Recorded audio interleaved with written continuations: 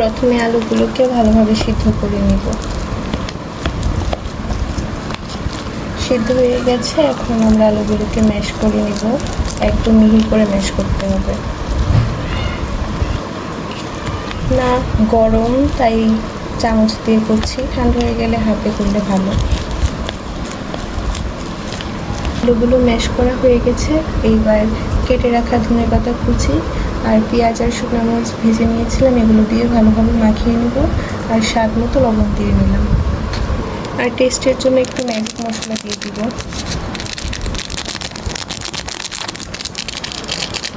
আমি ঝাল বেশি দিয়ে খাই তাই কাঁচামরিচও অ্যাড করেছি, কাঁচামরিচটা চাইলে স্কিপ করতে পারবেন।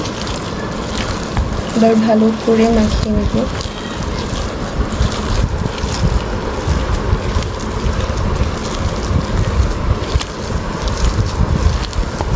আবার কাঁচা পেঁয়াজ দিয়েও করতে পারবেন।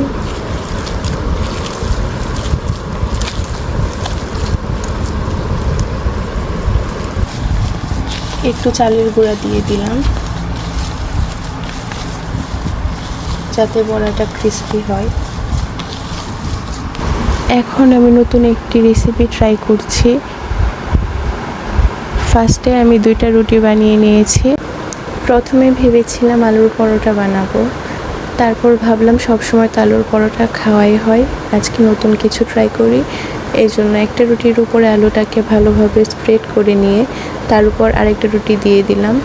এবার সাইডগুলো ভালোভাবে কেটে গোল করে নিব।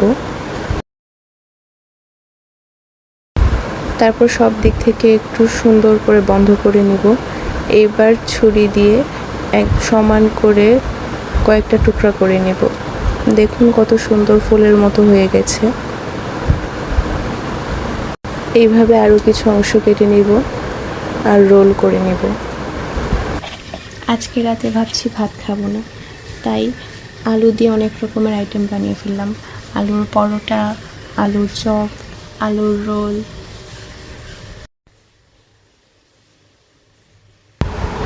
সবগুলো চপ বানানো কমপ্লিট। এবার এগুলোকে তেলে ভালোভাবে ভেজে নিব। তেল গরম হয়ে গেছে, এবার এক এক করে সবগুলো দিয়ে দেব। এগুলোতে বেসন ইউজ করব না, এগুলো নর্মালি তেলে ভেজে নেব। আর চপগুলোর ক্ষেত্রে বেসন ইউজ করব। রোলগুলো যখন তৈরি করবেন তখন কর্নারের সাইডটা একটু তেল দিয়ে ভালোভাবে লাগিয়ে নেবেন, যাতে ভাজার সময় রোলগুলো ছুটে না যায়। খুব আলতোভাবে ভাজতে হবে।